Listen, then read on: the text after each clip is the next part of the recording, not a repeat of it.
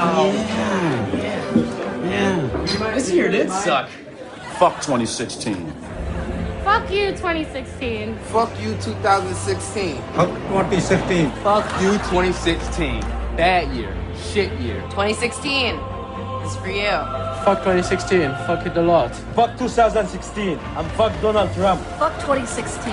CNN won't let me say this on New Year's Eve, but get fuck 2016. Fuck 2016. Vai se fuder 2016. What is this, mayonnaise? Fuck 2016. Fuck you, 2016. Fuck you, 2016. 2016, fuck off. 2016 falls well below my standards of quality. Fuck 2016. Fuck you, 2016. Hey, 2016. Go punch yourself in the dick. Fuck this year. Fuck you, 2016. Fuck you, 2016. Fuck you, John Oliver. Hey, 2016, fuck you! And hey, 2017, fuck you too! I hate you already. Fuck you, 2016. You're asking me. Fuck 2016. Fuck 2016. 2016. From the bottom of my heart, go fuck yourself. Fuck you, 2016. Fuck you. 9 billion names of pod. From Atlanta, where we're building the Beltline out of salt to keep out the demons. It's the 9 billion names of pod. Dan Bauman and Michael Reed. I'm Dan Bauman.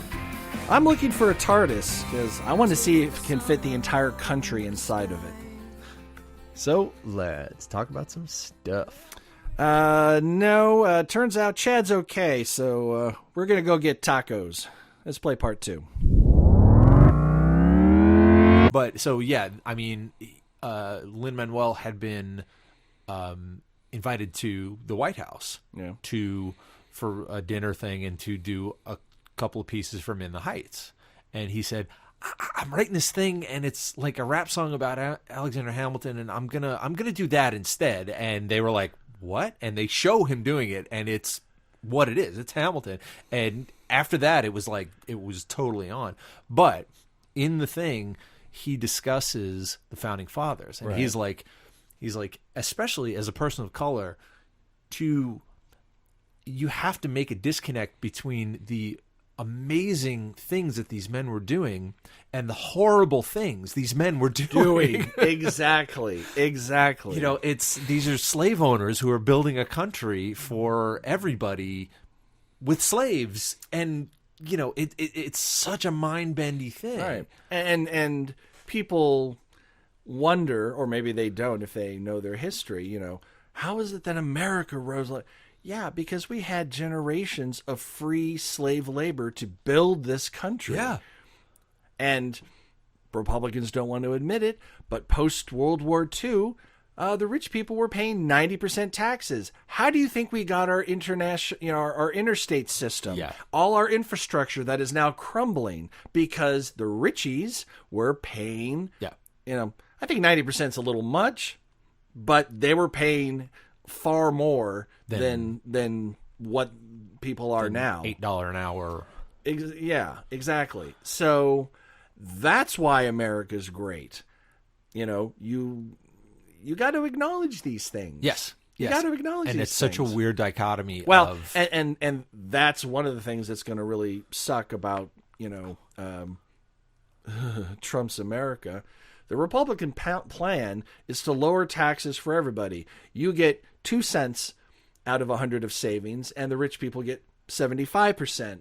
75 cents out of every dollar of tax savings. Yes. But you're saving too, so it's okay. Right. Problem It'll trickle is, down. It starves the federal coffers, so they don't have the money because you can't skimp on war. Right. Defense Department. I mean, we got to have all the jets and planes and fucking lightsabers that they can manufacture to kill the brown people, because whatever the fuck that's and about. And asterisk, we absolutely support the troops of this country for going out there and defending our freedom. It's there's 2 separate things. There's the motherfuckers or not the motherfuckers that tell the troops what to do. Yeah. And the troops carry it out. Now, of course, there may be 1 or 2 bad actors who do something in the theater of war that you go, that's not right. And if that's the case, sure. But by and large, 99.9 and 9/10%, support the troops. Their job is to carry out the orders from Washington. If they had the ability to go, no, we're not going to follow that, that fucks it up for everybody. Yeah. So it's the military-industrial complex who sucks all, I will half never, of our budget. ever, unless a soldier has actually done something themselves that was, extra, I don't want to say extrajudicial, outside of their command.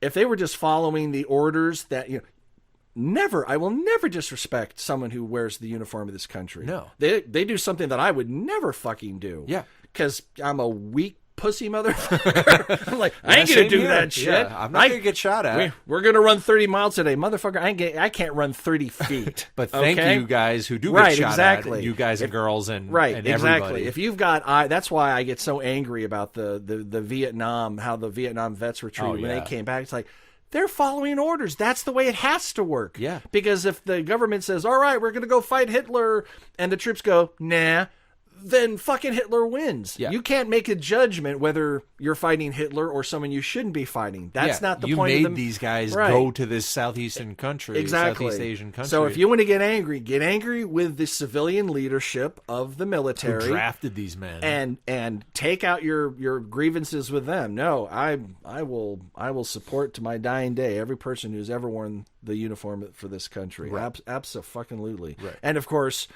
Veterans Day falls so close to Election Day that we're just like, oh. And the reports I'm reading is that Trump did nothing for Veterans Day. I mean, it could be. Oh no, I raised $5 million for veterans during the show up campaign. It's like, anywhere. yeah. So when did you pay that? After the media really got on me and I had to prove that I paid it. So then, but they said he didn't show up anywhere, like did nothing, and that's the other thing. Some of these things that are not required but expected of a president. It's not like the presidency will fail if you don't show up at this particular dinner or whatever. Right. But I have a feeling that he ain't going to show up at a lot of these unless he's the center of attention, or whatever. All the norms that have grown up around the presidency, he's probably going to skip or scale back a great many of those. Maybe things that are not required for running the country. You know, going to the Al Smith dinner, that's not required. You can go or not go. The press, correspondence dinner? Yeah. It's traditional that the president attends, but if he doesn't show up, hell, Obama showed up and then killed Osama bin Laden. The same night. The same fucking night. So I think business... Imagine, you've seen the correspondence dinners, right? Oh, yeah. Can you imagine, Trump being up there and, because, one of the greatest moments in history was... Colbert? Not even Colbert, was Obama when he took out Trump. When he just blam, because that was the thing about Obama. Funny guy. Yeah. Funny guy. Now, he's a funny guy, but what makes him funny? His writers, for sure. The writers. But he fucking delivered it. Exactly. He landed all those you could have Shakespeare and then read it and it dies. Yeah. Not because it's Shakespeare, because you can't deliver. Right. He can deliver a joke. Yeah. Me doing Hamlet's soliloquy is going to be a lot different than Ian McKellen doing Hamlet's soliloquy. Same text. I can't deliver it the way he did. Exactly. And Obama fucking drilled it. And no other president in history, I think, could have done the mic drop that Obama did and have it just be so fucking perfect. Yeah.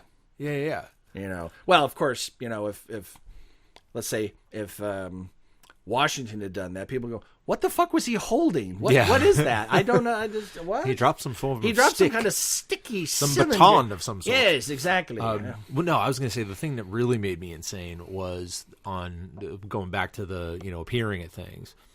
The Hillary's some kind of sick. She collapsed after the 9/11 memorial. It's like, well, okay, one, she's how old is she? 69, 68, 69 years old? I want to say she is 69. Okay, I'm gonna say she's a 69-year-old woman. She had pneumonia. Giggity. Yeah, she had pneumonia. Right, and she showed up at the thing anyway. Right, and then collapsed in her thing. But she didn't tell people, and that's what they're saying. Like, but okay, I don't tell everyone every little fucking ailment that I have. Well, she didn't tell anyone because they immediately speculated, oh, she's dying. But imagine if she said, I can't show up. I have pneumonia. Why do you hate America, Hillary? Exactly. Why you disrespect 9/11 and the people that died? Huh? Yeah, you know, that's the thing.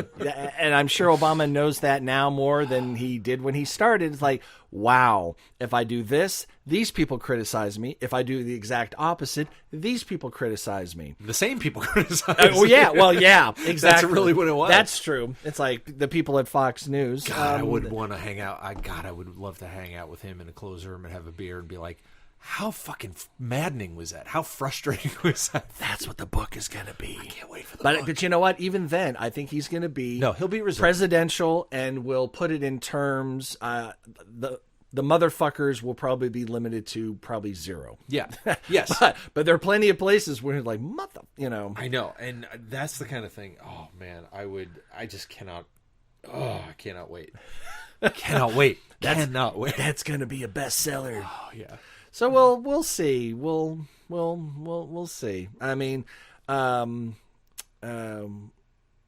the cold open to the episode of SNL prior to the election. Have you seen that one? Which one was it? This is the one where they Trump and Clinton, Kate McKinnon and oh yes, where they came together and came and they said, you know what? Let's get out of here. Yeah, that was good. It was out. And you know what? And that struck a nice tone. Even Dave Chappelle in his opening stand-up routine wasn't a monologue. That was a stand-up routine. Yeah. As well he should. As well he should. He's one of the greatest working stand-ups working right now when he does. Yeah. Said, listen, he's the president. He hasn't done anything yet. I'm going to give him a shot, you know? We have to, yeah. Oh, you have to, exactly. What are you going to do? It's like, how dare you? Like, I'm not even inaugurated yet. Yeah. You know? I mean, if you're going to be irrationally hating on Trump, I guess now is the time to do it, I suppose. I don't irrationally, know. Yes. Irrationally, because you can't do it irrationally after. You have to look and go, all right, he did this. Okay. Because around the end of January, we can rationally exactly starting on the 21st. And remember, his big thing: first 100 days, first day. It's like, oh, really? Why is it day 101 and Obamacare hasn't been dismantled? Because you're gonna fuck up an entire industry and piss off a good portion of the fucking lobbyists who got you elected. well, the lobbyists, but the people, the actual people. Yeah. It's not like, 25 million. That's fine. We can take it. It's the people that know them, that love them, that are going to have to foot the bill because they no longer have insurance, or that are not going to foot the bill and go and, so there's... Here's the thing. I have benefited from Obamacare. So have I. And it's fucked up in a lot of ways. Yeah. It does not work in a lot of ways, and it needs to be repaired in a lot of ways. But it needed to happen. And it's better than, before I had nothing. Same here. I had thank God nothing. I'm healthy. Same here. Considering, but for years I had kidney stones and had to pay $2,000 out of my pocket to get fucking an IV in Savannah when I had kidney stones because I had no health insurance because I couldn't afford it. Yep. The ACA helped. It was better. Right. It was still expensive. It wasn't $1,000 a month. Well, because there shouldn't be profit in medicine. I'm sorry. There's certain things that need to be a public utility. I know I'm a crazy Bernie socialist here, but there should not be profit in prisons. There should not be profit in medical care. Yeah. I mean, profit in Doritos, knock yourself out. Doritos are not necessary to live. Yeah. Profit in alcohol. Quite the opposite, cigarettes. as a matter of fact. Yeah, exactly. So, that's... But what was it like? They said every, first world nation in has healthcare. Has socialized healthcare. Socialized healthcare, yeah. Yeah. Except us, because we're America and, we're a democracy. We know better. It's like, keep your hands off my Social Security. Like, it's in the fucking name of the program, you asshole. Right. Social Security. Keep your hands off my Medicare. Hey, that's a government program. Yeah, remember those? Yeah, well, that's... and who knows, my friend Arian, in trying to pull back a few clouds away from the sun after Trump was elected, said something along the lines of, hey, maybe the pendulum has to swing back this horrible way one more time so that people really understand and it can swing the other way and we can dispatch some of this bullshit. I don't disagree with that. I think, that's the only way the actual change is going to happen. Well, I think the two things that need to happen is, one, a lot of these old motherfuckers, sorry, Grandma and Grandpa, you need to die. Yeah, term limits. No. I'm talking about voting population. Oh. I'm sorry, you need to die. Well, yeah. I mean, not death squads or anything, but time needs to happen to you. Yeah, wasn't Obama going to do death squads too? Yeah. Any day now. When's he's the running out of standard time. issue going to come kicking in my door and dragging me off to a FEMA camp? Chop, chop, man. You Right. don't got enough time left. But the other thing that happens, 46% of this motherfucking country didn't vote at all. Yeah. And guess what the largest percentage demographic that didn't vote? What? Millennials. Yeah. How about this? Under 25. Fuck you guys. Even if you were going to vote for Trump. Our generation, Generation X, we're awful. We suck. Yeah. You are the worst. You are going for the throne. I mean, dear God, just. I mean, yes, it was. And get off our lawns. And get off.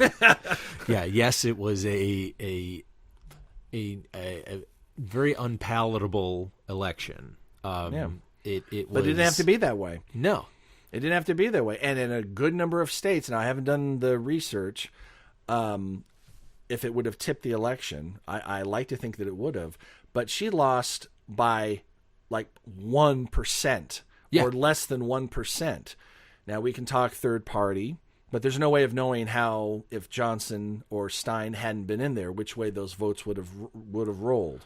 I'd like to think that the Stein votes would have gone to Hillary. The Johnson votes, depending on the voter, well, because libertarians appeal to Republicans on the fiscal side, but to Democrats on the social policy side. So it depends on what, for me, I'll take social and environmental policy over fiscal. I mean, I'm happy to double my taxes if it means we have a fair, equitable society where the environment's decent. If I knew that would happen, then I support that. That's fine. Tax me some more. So it's impossible to know, but I've got a message to people who voted third party. Can I speak, Dan? Can I get this off my chest? Yep.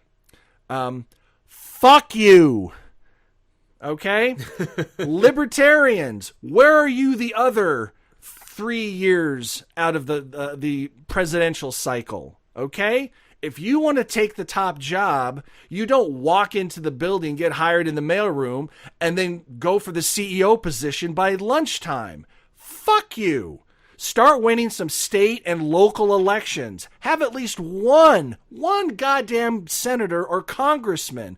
Build your power base. Where's your governorships? Where's your mayors? Where's your town councils? Where's your fucking city council and school board people? Don't go for the top job.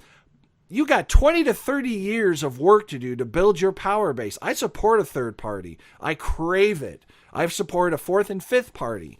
But you don't go for the top job every 4 years and then fuck off into the ether and lick your wounds and come back and just no. Your third party vote might as well have gone to Vermin Supreme because it had exactly the same effect on this election, as far as getting what you want. It may have gotten Trump elected. Who knows? Or it may have just tightened the margin for Clinton a little bit. Who knows? But I'm sorry. You stop going for the top job. Work locally. Work your way up. Okay? You got some work to do. I'll help you. If I see a party that I agree with, I'll happily work at the local level. But when it comes to presidential stuff, no. Fuck no. You didn't even qualify for the debates. How the hell am I going to give you my support? I wasn't thrilled with Clinton, but dear God, my protest vote would have done nothing except maybe elect Trump. So no, I'm not voting third party at the presidential level until you're a goddamn player.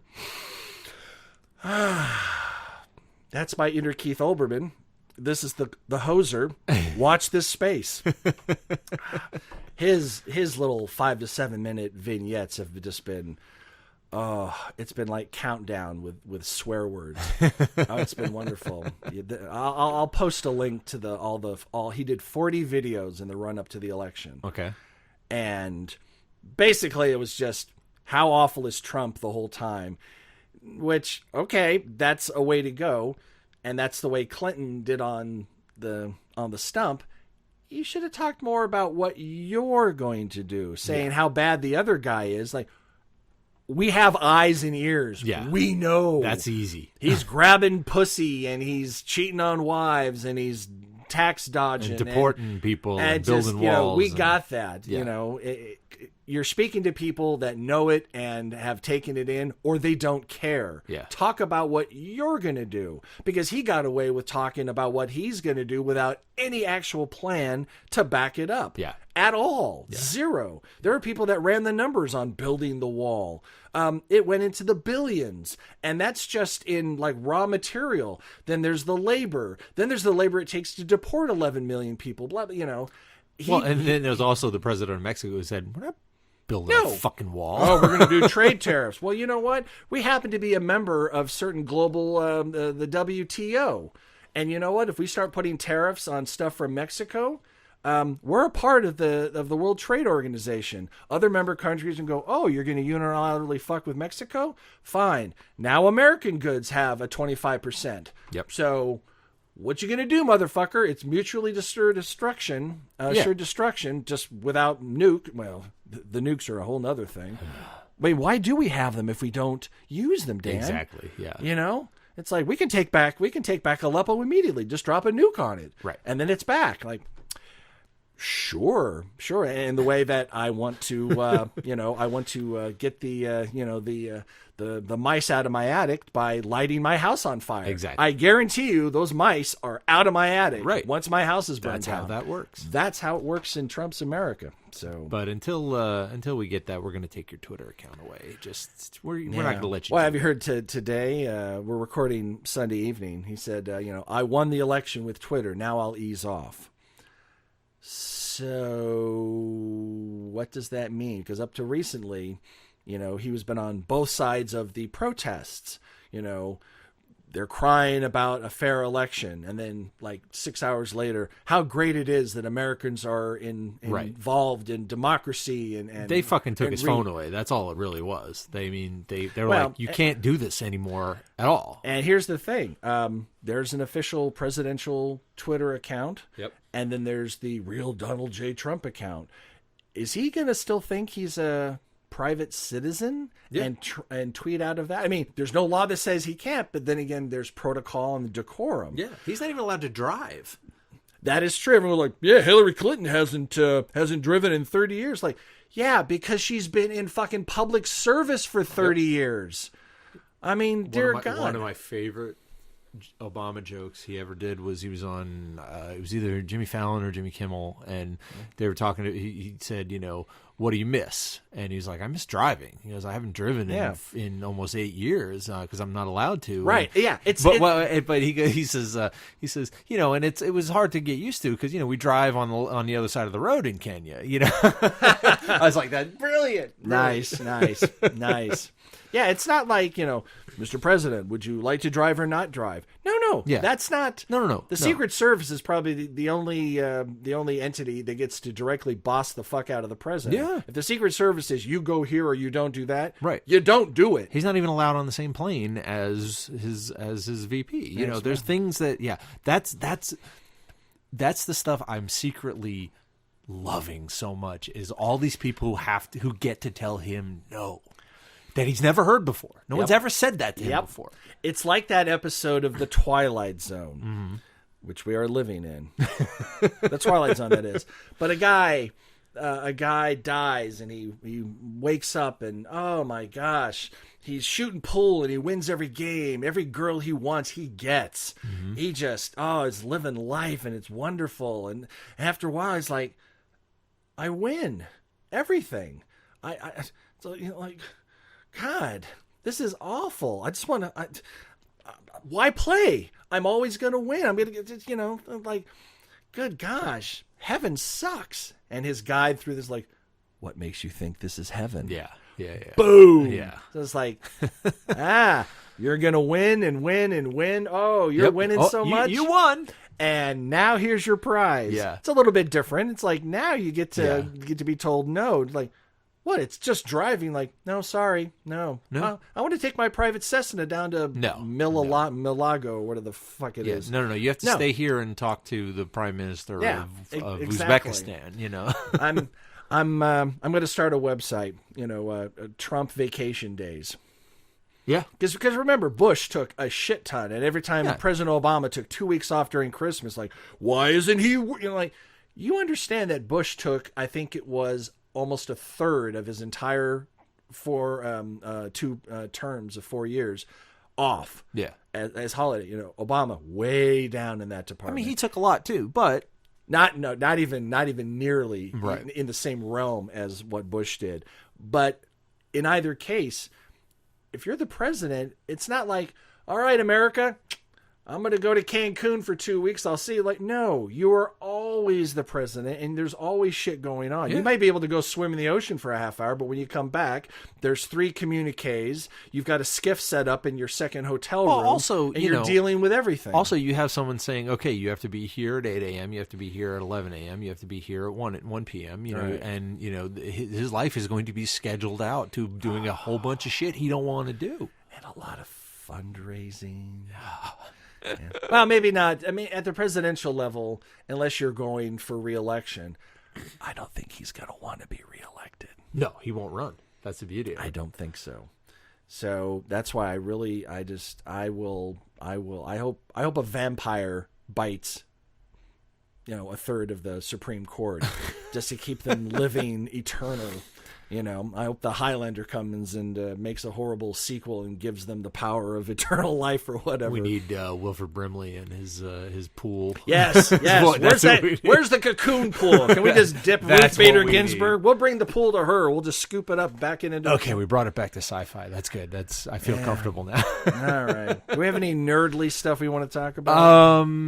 No. Arrival. Hey, I want to see Arrival. I've heard it's really good. Everyone says it has a good twist. Yep. Like you would expect from M. Night Shyamalan, but not because he hasn't done it almost ever, except the first couple of films.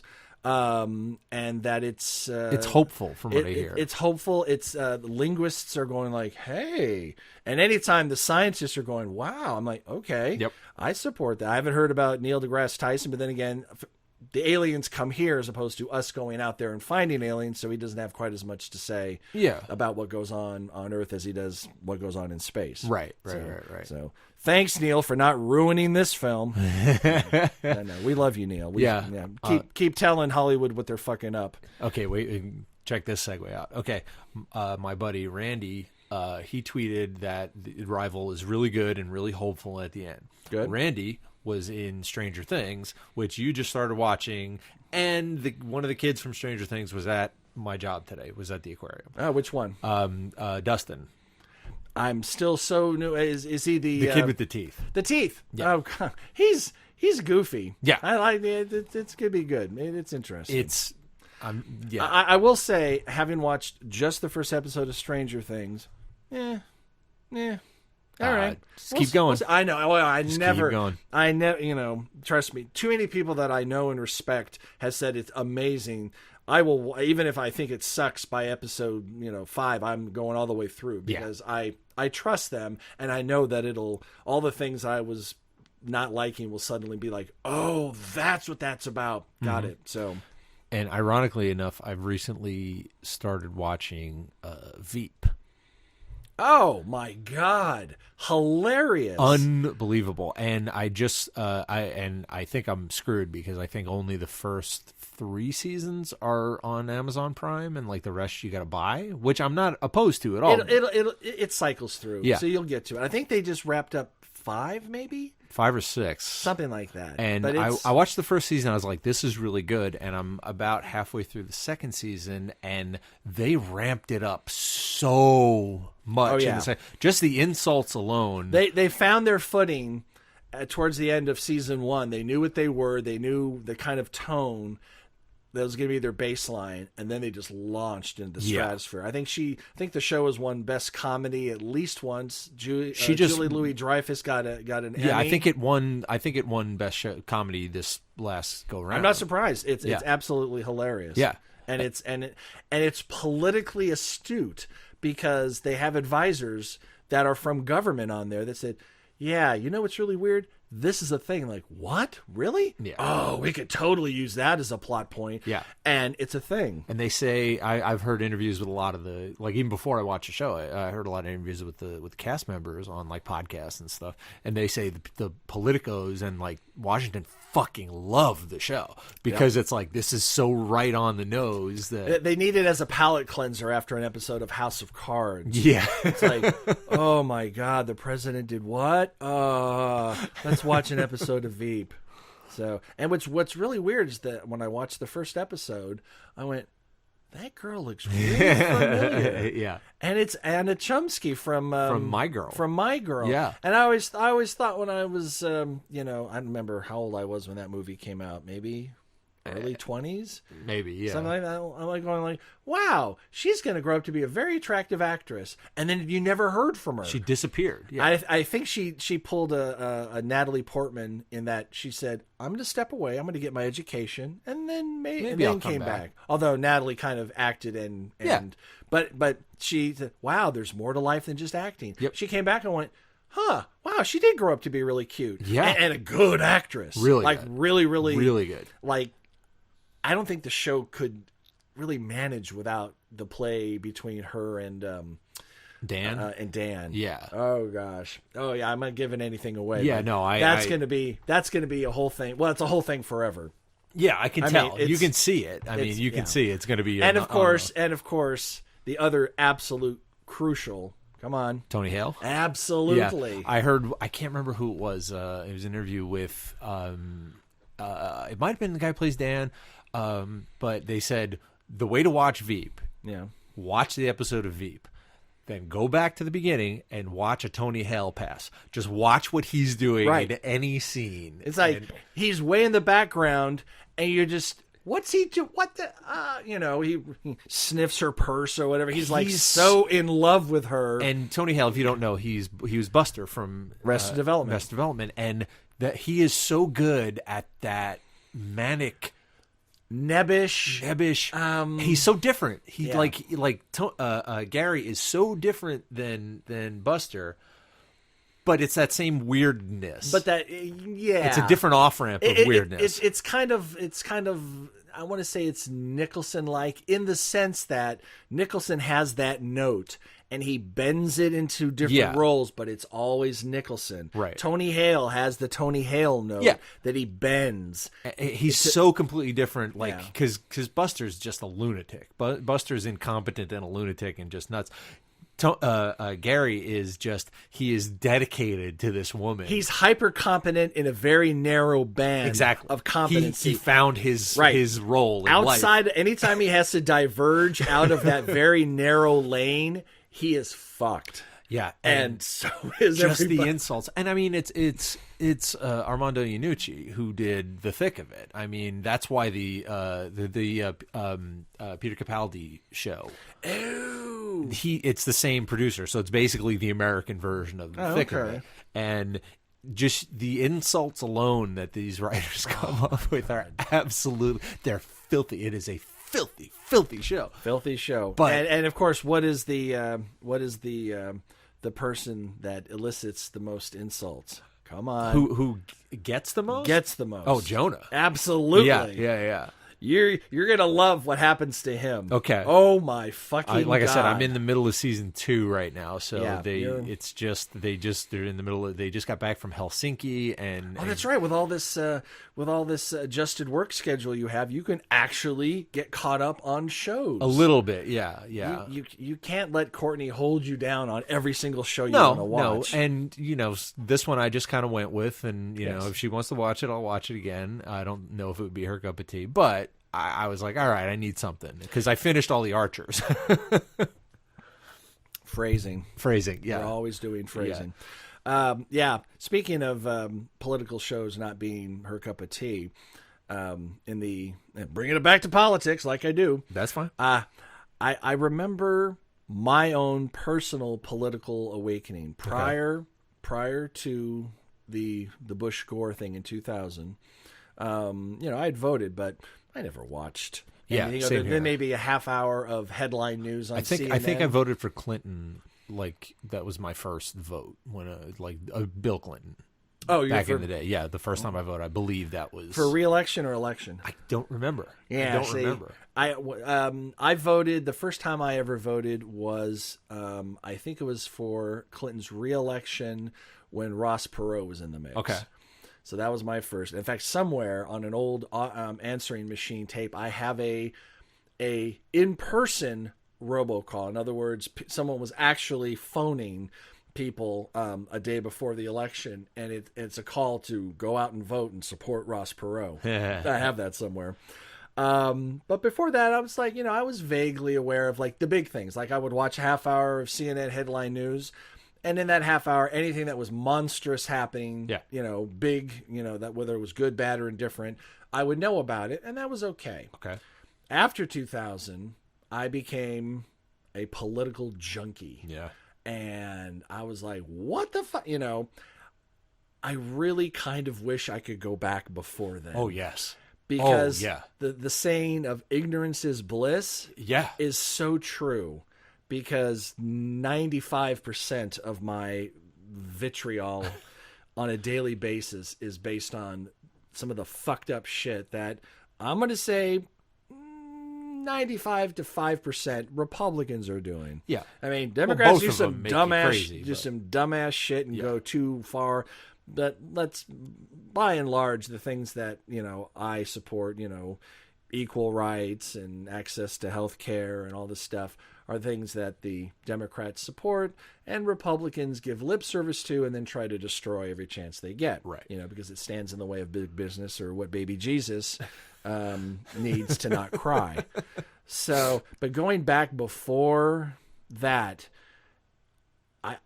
it's like halcyon days. Like, oh my God. I remember those days. I felt plugged in, but, like a phono plug, not like one of those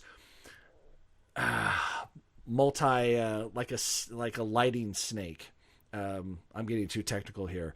Not a massive big plug with like 70,000 leads coming out of it, and that's the way I feel now. And in the wake of Trump being elected, I found myself going, I just can't turn on the news because they're going to be talking about. It's gotten a little bit better. I had to get off Facebook for a couple of days because I was getting alternately depressed, sad, and angry. I reduced it a little bit, but most of the people that I am friends with on Facebook and give a shit, because we all have that, that bottom 10%, like, how do I know these people? Yeah. But I think there's been maybe 3 people that were, hey, come on, Trump's not that bad. We'll give him which is the right attitude to take.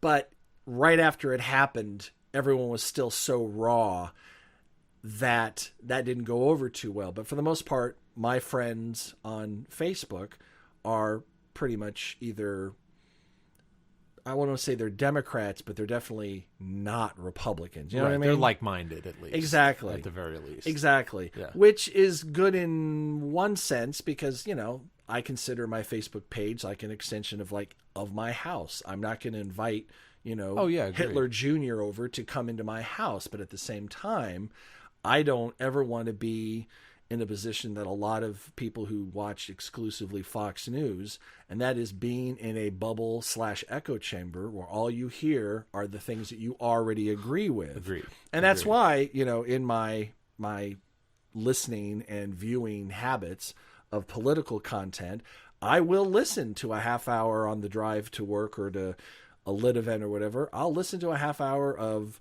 AM talk radio. Makes me angry as fuck. Yeah, every time. But I need to hear what the other side is saying. Things like Sean Hannity, hey man, I sucked up Obama for 8 years. You can do the same with Trump. Like, sucked up? How could you possibly? You didn't suck shit up, motherfucker. You complained about it. You spun every little thing that he did into the worst thing that's going to destroy America. Sucking it up is not it. No. So here's a sack of assholes. Go chow down, you hypocritical piece of shit. And that's why it's usually less than half an hour. I will watch a little Fox News. Like when something's happening, I'll be watching MSNBC and I'll go, you know what? Let's go over to Fox and see what their spin on, and they're not as biased as people make them out to be, which is to say, instead of being 100% biased, they're 95% biased. There's a little wiggle room in there, depending on which, Brett Baer's a relatively fair guy. Megyn Kelly, ish, as much as you can expect over at that network. And that keeps me from living in a purely MSNBC, libtard, what is it? Echo Cuck? chamber. What is it? Cuck? Is that the new? That's apparently slur? the new slur. If you supported, it's a female. It's female bashing. Yeah. Oh, you're a man. You voted for Clinton. You're a cuck. I'm like, really? You motherfucker. Yeah. I'm just like... No, I see what you're saying, though. You don't want to ape the... You want to be more well-informed than the other side because they only live in what they only listen to what they're being told. Exactly. Yeah. I Yeah. want to hear what the other side is saying. And you get some of that on MSNBC, especially the Rachel Maddow show. They constantly celebrate when a Republican will even deign to appear on their show. They invite them on all the time, and they will broadcast bits of speeches and stuff. Say, here's what is being said. That's not enough for me because that is still through that filter, that lens. Yeah. I want to hear it. I want the uncut shit right from the sphincter of the other side. Yeah. And sometimes I'll go, you know what? They got a point. That particular Democrat, you're being a dick right now. Yeah, that's the maddening part about it, or that's the really frustrating part about it is that sometimes what they're saying about the Democrats is true. They're absolutely. fucking idiots times. And like we were saying before, stop doing that. You're hurting us. You're hurting us. You're hurting the country. You are acting exactly the way they think you're acting, or they say you're acting. Exactly. And whereas they have no shame when they act exactly the way we say they act, they say it's only right and natural. Yeah. Yeah. Or they deny that they did it as they're doing it. No, we're not doing it. It's for... Or it's not wrong. It's for ballot security. It's for electoral security that we have to disenfranchise all these people. And we do it 1 week before the election. Yeah. No. Yeah, it's So, but love it, hate it, or somewhere in between, I still say it's...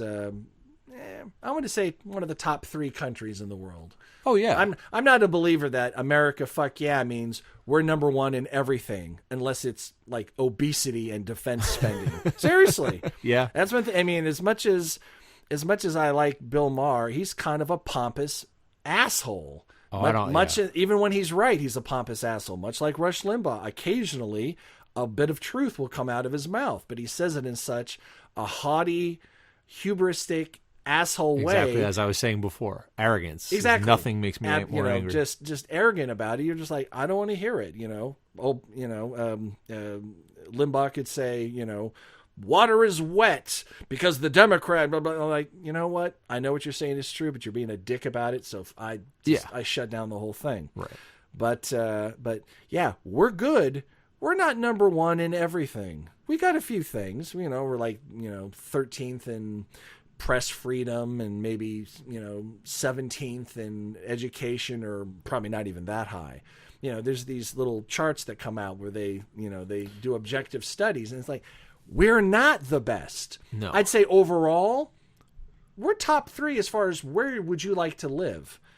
But specific things, when you dial down into that rah-rah America feeling, it's like, yeah, we're not even in the top 25 in this, and this. Why not? Why is that? Yeah. Why is that? Well, I think what we need the two parties to stop just fighting. That's no, never going to happen. Sorry. Yeah, and I know, and that's. But it wasn't always this way. You Right. know who. I'm not going to say single-handedly responsible, but basically opened the door to all this. I'm going to say Reagan. No. Who? No, not even that old. Who? He's from Georgia. Who? Oh, Newt Gingrich? Newt motherfucking Gingrich. Yeah. When the Republicans took over the Senate, was it the Senate? I can't remember. It's in the 96 midterms. Okay. Was it 96? No, that wasn't the midterms in 96. It was a presidential election. But anyway, the Republicans came in. Newt became the Speaker of the House and basically gave these tutorials on how you talk about the opposition. It's not to say that they're wrong. It's to say that they're traitors. Yeah. They're evil. They're against God. This is the vocabulary you use now. And they lapped it up.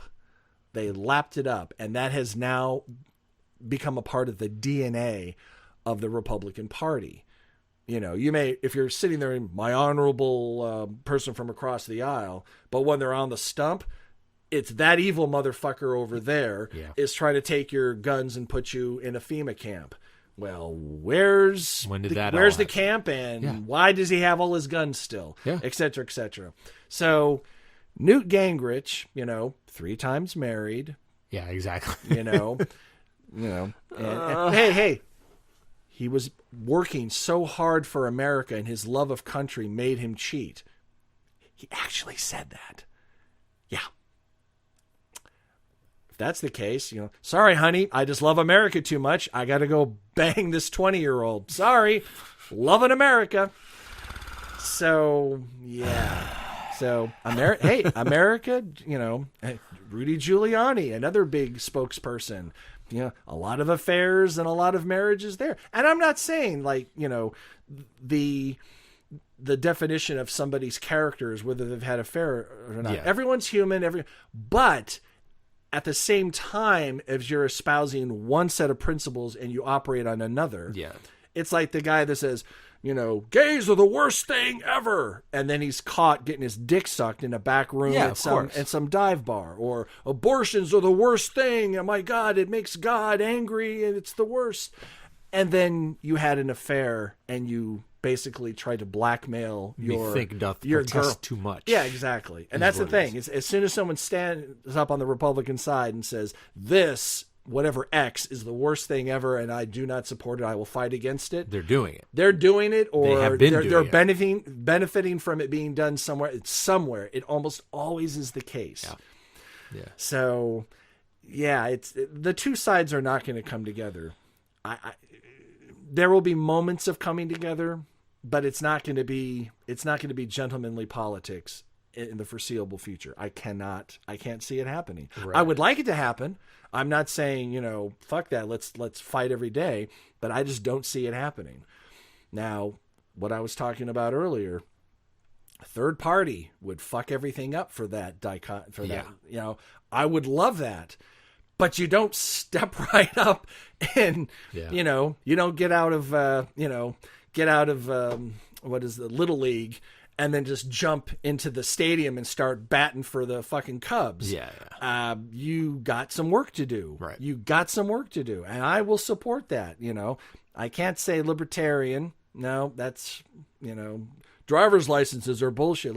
No, I want to know that the people on the road with me have at least a modicum of testing, training, and validation. Yeah, we that do they, need. Look, we cannot be left to our own devices. We definitely need some humans, guidance. not Humans. Americans. Yeah, no. Humans. Yes, we have to have lines on the road, right? Because we'll all crash into each other. Exactly. If we don't. That's just. Exactly. Unfortunately, that's the way it is. That's the way it is. Yes. No, we shouldn't have a giant government that oppresses us and obstructs everything we do. No, that's not the solution either. It needs to save us from the worst excesses and to keep a bottom line on people falling. How do we put this? A lot of the complaints that the Republicans make is that Democrats want to make sure everyone's a millionaire. It's like, no.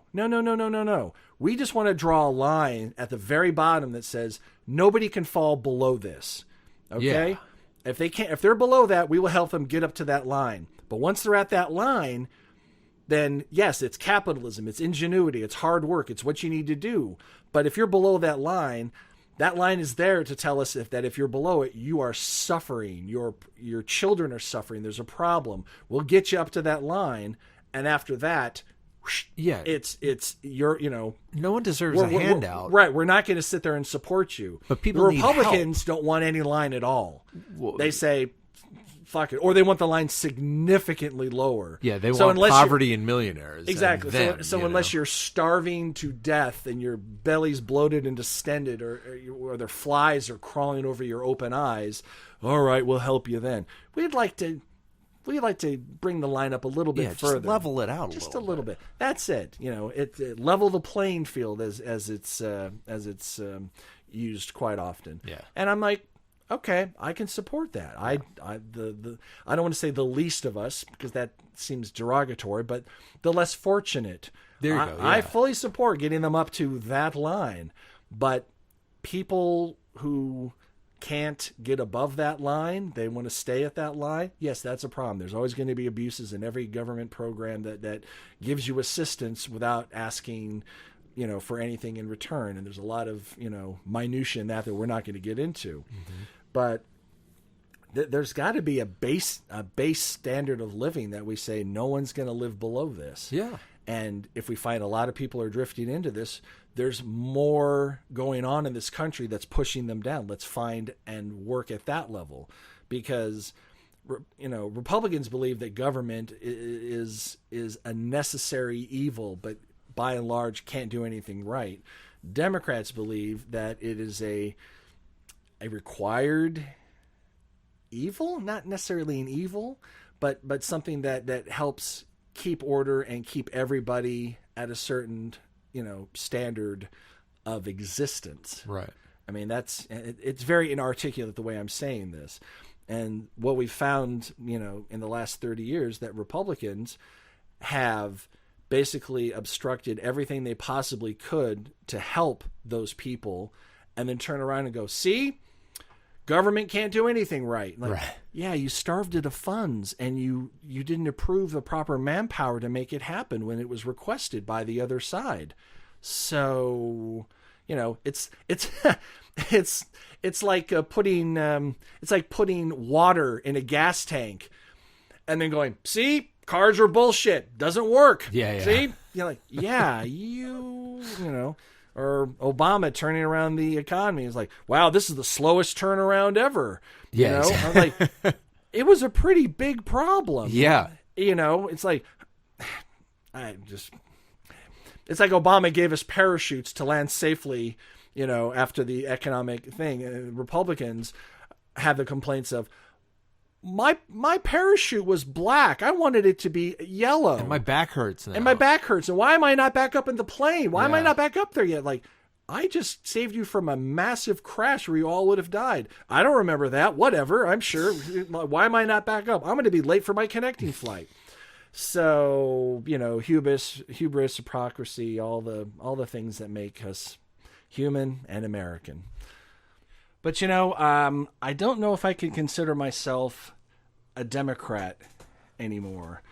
I now kind of subscribe to strange women lying in ponds and distributing swords. So for 2020, I support... Medication time. Medication time.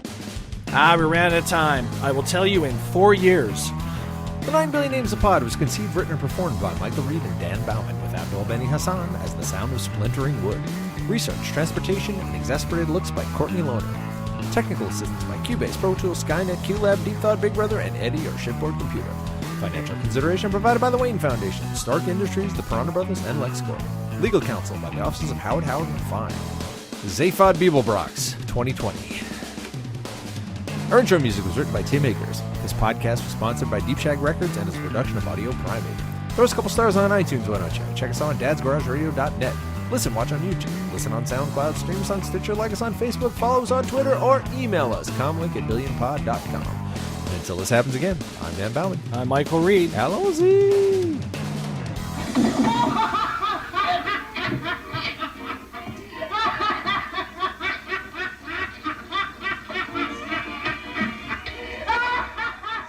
Audio Primate.